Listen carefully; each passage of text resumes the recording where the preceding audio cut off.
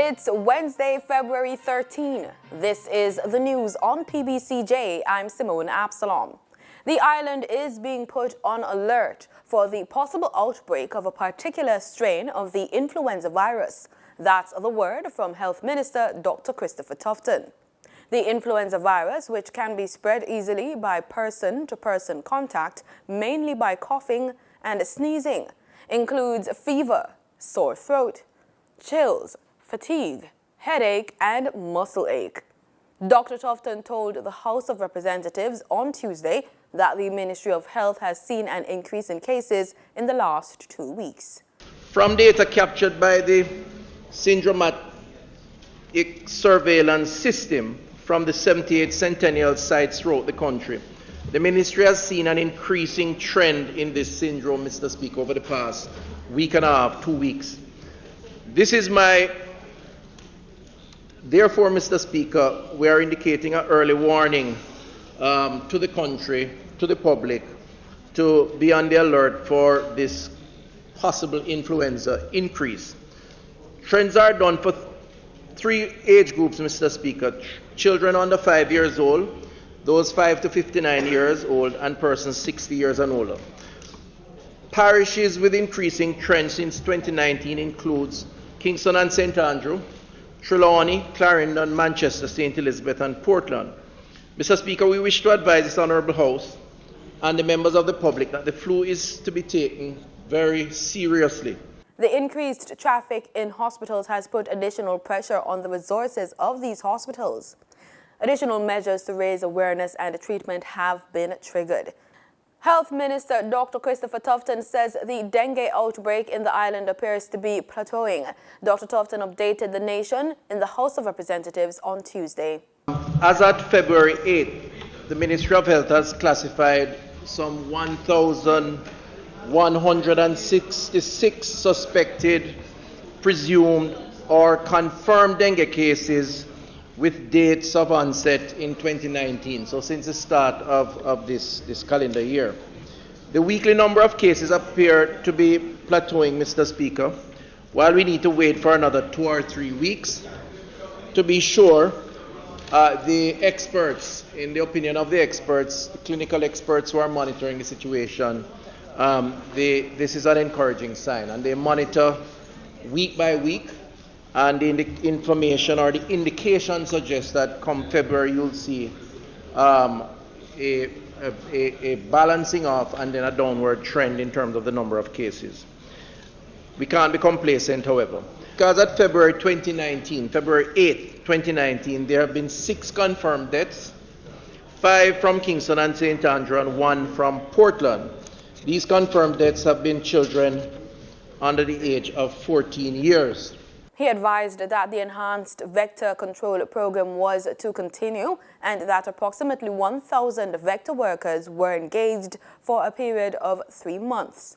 Fogging and larvicidal activities were increased across the island, and high-risk areas with a cluster of cases and key institutions, including schools, were targeted.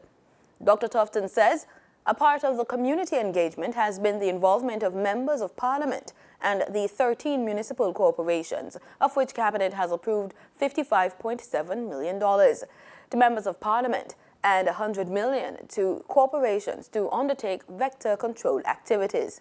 To date, a total number of $600 million has been allocated to the dengue outbreak response. He emphasized that there are no shortages of medication to combat the outbreak. Say that there is no shortage of medication in the public or private health system. We have said paracetamol, which comes in several forms, is available. It's available through the private distributors. It's available in the public health system. So we don't have a difficulty. We have embarked on public education programs to deal with the clinical application of medication to avoid errors by the clinicians, to avoid, of course, the amplifying the problem. And you would have probably seen some of those ads, public education programs. We also did a Dear Doctor letter, which was sent out to all physicians to guide them in terms of the symptoms or remind them, because they should know. And we feel that there have been some errors, frankly speaking, in the early stages. but we think we have passed that hurdle now, given the heightened awareness of the problem. Venezuela has reportedly accepted the Jamaican government's latest offer for its 49% shareholding in oil refinery Petrojam. Foreign Affairs Minister Senator Kamina Johnson-Smith made the announcement at a media briefing Tuesday morning. She said, however, that no agreement had been reached on the terms of the acquisition. As you know, we have always indicated our belief that a negotiated settlement is better than a legislative process. This continues to be our position.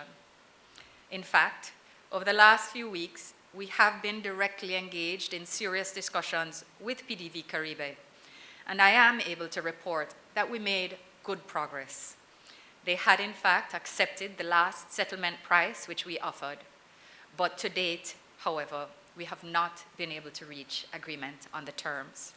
That announcement came on the same day that the Jamaican government tabled a bill in Parliament to facilitate the compulsory acquisition of Venezuela's 49% shares in the refinery.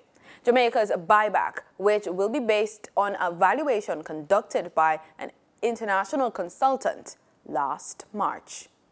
Petrojam's former human resources manager, Yolanda reportedly left the job more than a week after agreeing to the $9.2 million separation package offered by the oil refinery. This is according to a detailed copy of the settlement agreement tabled by Prime Minister Andrew Holness in the House of Representatives yesterday. The document showed that she had accepted the option from the management after 6 weeks of negotiations between her attorneys, Nigel Jones and Company, and Petrojam's lawyers, Samuda and Johnson.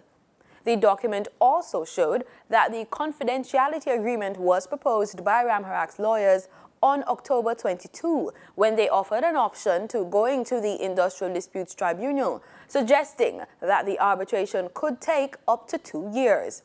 The agreement showed that the total payment to the former human resource manager before taxes and deductions was $13.3 million. Under the agreement, Ramharak walked away with $4.1 million after statutory deductions of $4.1 million and outstanding loans and obligations of $5.6 million, including $5.3 million for a motor car loan. Recoverables, approximately $423,000 were deducted. Jamaica is heavily dependent on imported food. The country's agriculture sector also faced with threats from severe weather conditions, plant diseases. Newport Mills Limited, trading under the brand Nutramix, is doing its part to ensure Jamaica's food security. The company is one of the largest animal feed manufacturers, providing quality feed in the form of meal, crumbles, and pellets to local and regional farmers involved in livestock rearing, including Nutramix, has also been partnering with the agricultural organization and agricultural schools to empower youths in agriculture. The aim of the Nutramix Youth in Agriculture initiative is to encourage youngsters to get involved in the sector and, by extension, contribute to Jamaica's food security. We have got to look at sustainability in this industry. If we don't think about the next generation, how are we going to be fed later on? We don't want to depend on imports our whole lives, so we want to make sure that the next generation is going to get involved in a direct way so that they will be able to help feed Jamaica. Nutramix has dedicated its 2019 calendar to 12 youngsters who are making huge strides in agriculture. You may be able to make pamphlets or brochures or manuals or things like that. But if you create something that people can use throughout the year, you have that conversation going from January all the way through December. It's not just something that you see once whenever you have a launch or you have an event. It's through the entire year. People are talking about it because every month there's a different story. There's a different youth that we're featuring, whether it's, wherever on the media, if it's on television or radio, in print. Their story is going to get out there, and what we're really hoping most of all is that we'll be able to inspire and empower other youths to try and get involved in the industry and see how they can take part and actually really make a difference. The funeral for opposition People's National Party PNP Member of Parliament for Portland Eastern, Dr. Linvale Bloomfield, is to be held on February 23. The MP, whose murder sent shockwaves across the country, was found dead at his home in Paisley Gardens in Portland with multiple stab wounds on Saturday, February 2. The service of thanksgiving for the life of the late MP is to be held at the Church of the Open Bible in Port Antonio, starting at 11 a.m. The U.S. dollar ended trading yesterday at Jamaican $134.86, down by 46 cents. According to the Bank of Jamaica's daily foreign exchange trading summary, the Canadian dollar ended trading at $102.28, up from Jamaican $101.79.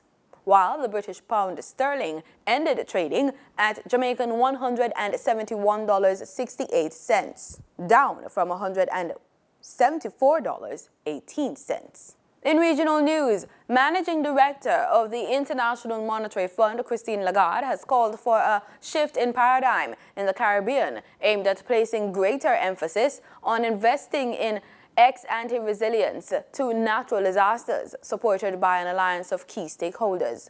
She made the call in the context of a recent high-level conference on building resilience in the Caribbean, hosted by the IMF, World Bank, and the Inter-American Development Bank.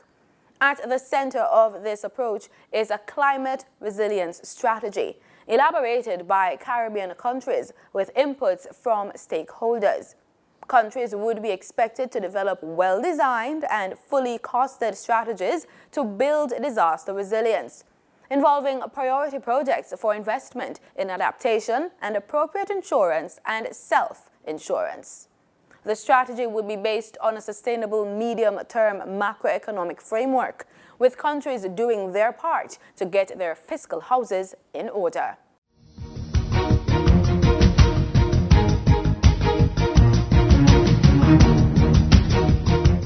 In sports, Minister of Culture, Gender, Entertainment and Sport, Olivia Grange, says the government will assist Jamaican distance runner Kemoy Campbell, who collapsed during a competition in the United States on the weekend. Campbell, who was functioning as a pace setter in the 3,000 meters at the Melrose Games in New York, has been hospitalized since the incident on Saturday.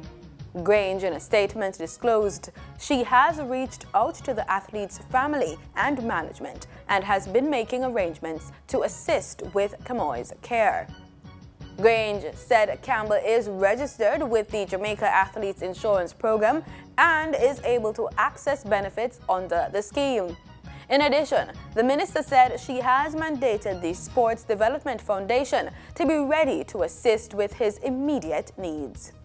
Meanwhile, Reebok President Matt O'Toole says the sportswear company will be donating US $50,000 to assist with the medical expenses for the professional distance runner. And that's the news on PBCJ. I'm Simone Absalom. Do remember, we are the People's Station.